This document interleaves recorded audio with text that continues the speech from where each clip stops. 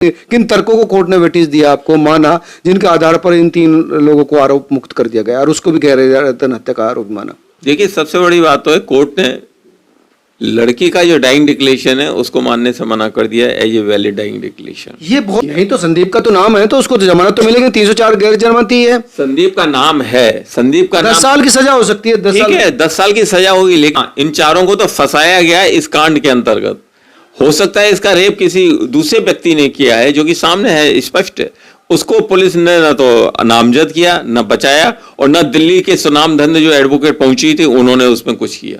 14 सितंबर 2020 को उत्तर प्रदेश के हाथरस में एक लड़की के साथ जो हुआ, उसने पूरे देश को झंझोर कर रख दिया था।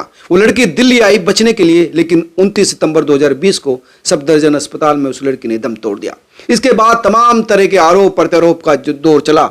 हाथरस में इस केस का लगातार लंबा ट्रायल हुआ, और इसमें हाथरस केस में जो कोर्ट ने निर्णय दिया है वो बहुत ही चौंकाने वाला दिया। 4 आरोपी थे इसमें, 4 में से 3 को छोड़ दिया गया। एक आरोपी संदीप पर 304 के तहत केस चलेगा, यानी गैर इरादतन हत्या का आरोप संदीप पर लगा है। बाकी सब रवि, लवकुश और जो दूसरा लड़का था रामू, उसको छोड़ दिया है।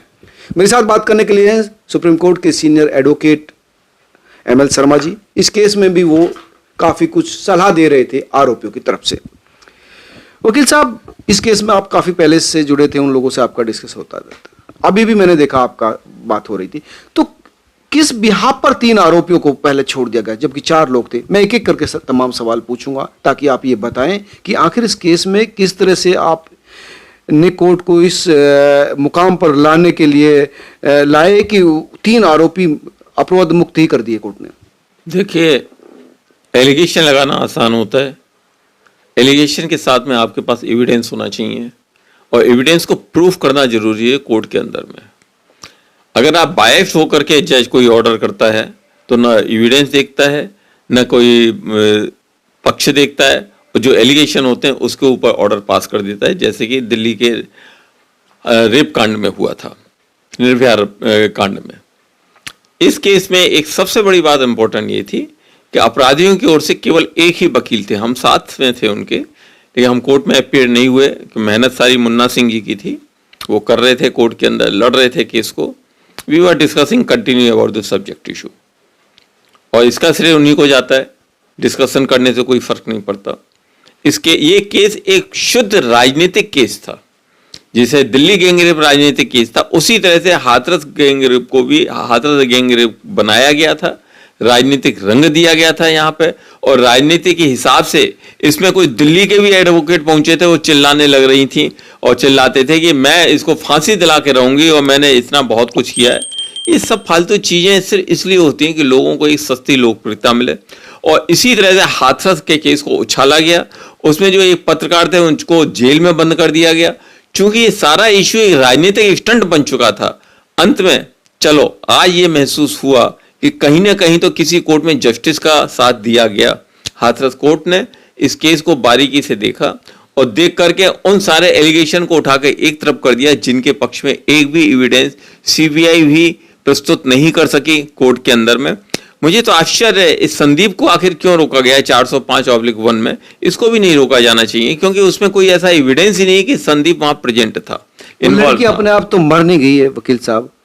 उस लड़की के साथ जो जिस तरह का उसके साथ अमानवीय कृत्य हुआ, जिसकी वजह से उसने तमाम जो बचाने की कोशिश उसके पेरेंट्स ने, डॉक्टर्स ने की, लेकिन बच नहीं पाई। तो केस में यही एक गलती हुई, जिन लोगों ने रेप किया उनको तो फंसाया नहीं, उनको तो सामने लेके नहीं आए। व्यक्तिगत दुश्मनी से इन्होंने इन 4 बच्चों को फंसा दिया। 376 यानी रेप, गैंग रेप का मामला इसमें नहीं माना है, तो मतलब गैंग रेप नहीं हुआ इस लड़की के साथ। देखिए, ऐसा है, पुलिस ने, राजनीतिक के लोगों ने, सब ने एक तूफान बनाया था तत्काल सरकार के अगेंस्ट में कि एक शेड्यूल कास्ट लड़की का रेप हुआ और इन्होंने किया, इनको फांसी की सजा दी जानी चाहिए। दिल्ली के भी कुछ सुनाम धन्य एडवोकेट पहुंची थी अपने ग्रुप को लेकर कि मैं इनको फांसी की सजा दिलाऊंगी, इन्होंने गैंग रेप किया है। आज शर्मनाक सत्य सामने आ गया। कोर्ट ने कहीं एक्सेप्ट नहीं किया कि इन 4 अभियुक्तों ने किसी भी प्रकार का कोई रेप किया हो। केवल एक पर्सनल इंजरी के ऊपर संदीप को लिया गया है, उसके ऊपर आर्गुमेंट होंगे, देखते हैं, हो सकता है उसके ऊपर भी उसको छोड़ दिया जाए यहां से, नहीं तो वो हाई कोर्ट में जाएगा, क्योंकि एक इग्नोरेंस इंजरी जो है उसके लिए क्या एविडेंस चाहिए, it's a different subject matter है।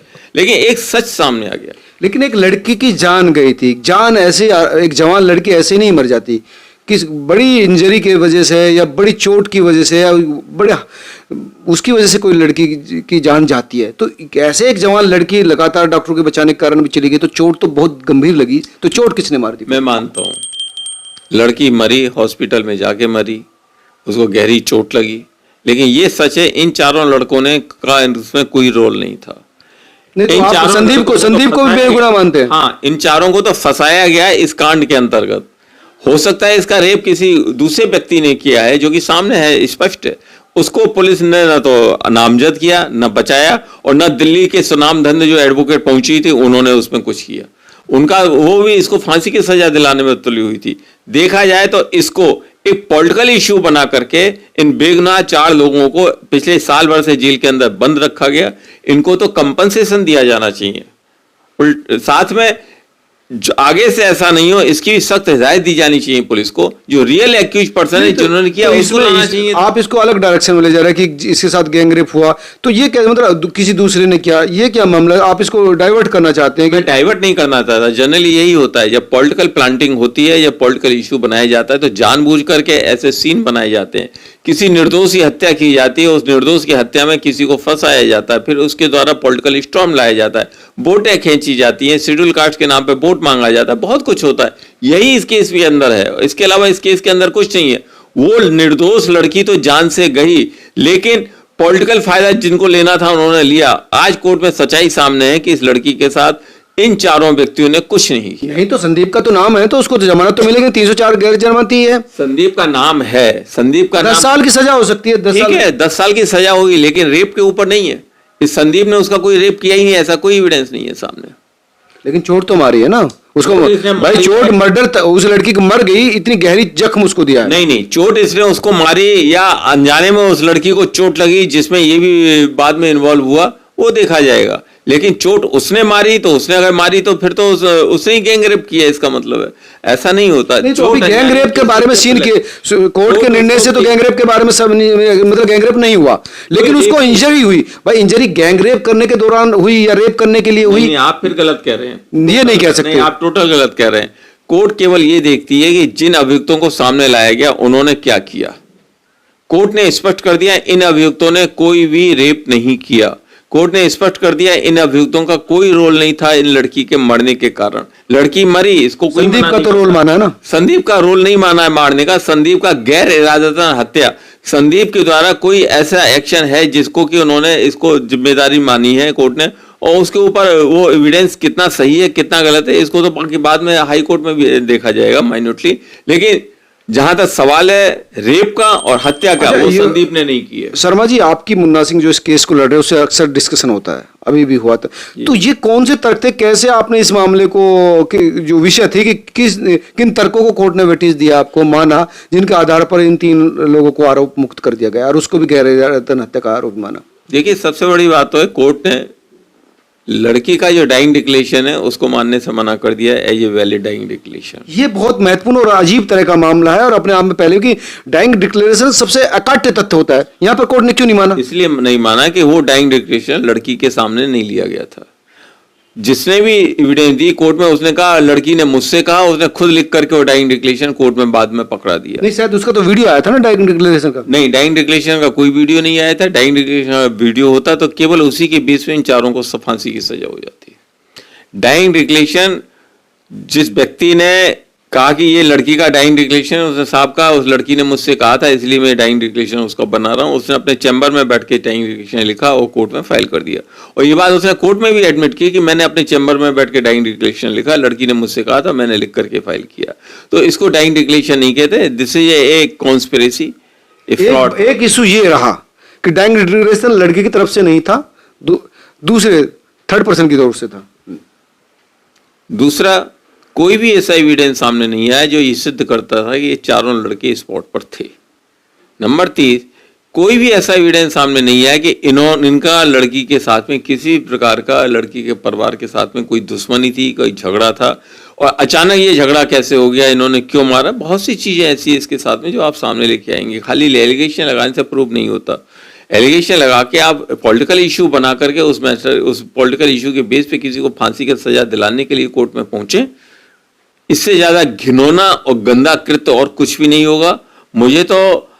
मुझे तो बल्कि ये कहना है कि कोर्ट को चाहिए उन सुनाम धन्य एडवोकेटों को भी जो दिल्ली से पहुंचे थे, वहां झूठे एलिगेशन लगा रहे थे, उनके अगेंस्ट भी कार्रवाई करें, क्योंकि एलिगेशन तो अपना पक्ष रखने का नजरिया, रखने का अधिकार है। झूठा एलिगेशन आप अपने विरोधियों के खिलाफ मतलब कमाल करते हैं आप। बिल्कुल कमाल करते हैं ना, क्योंकि ये तो लॉ है। अगर आप कोई झूठा एलिगेशन लगा के एफआईआर करते हैं और वो एफआईआर झूठी पाई जाती तो आपको उतनी ही सजा होगी जितनी सजा। सेटिस्फाई है आपकी टीम ये इस मामले को लेकर? We are satisfied with the court judgment up to. लेकिन पेरेंट्स, उस लड़की के पेरेंट बिल्कुल सेटिस्फाई नहीं है, वो हाई कोर्ट अप्रोच करेंगे। करें अप्रोच, लड़की के पेरेंट फ्री हैं, उनको ढूंढ के लाना चाहिए था। वो कौन लोग थे जिन्होंने ये सारा कांड किया था, कौन लोग थे जिन्होंने ये पूरा राजनीतिक तूफान मचाया, उनको ये भी कहना होगा कोर्ट के अंदर उन्होंने कितने लाख रुपए, कितने करोड़ रुपए लोगों से लिए इस चीज में एक गवाह बनने के लिए और इस पूरे कांड को हल्ला मचाने के लिए। आखिर वो पैसा इनके पास कहां से आया? जो कभी हैंड टू माउथ थे, आज उनके पास करोड़ों रुपए कहां से आए?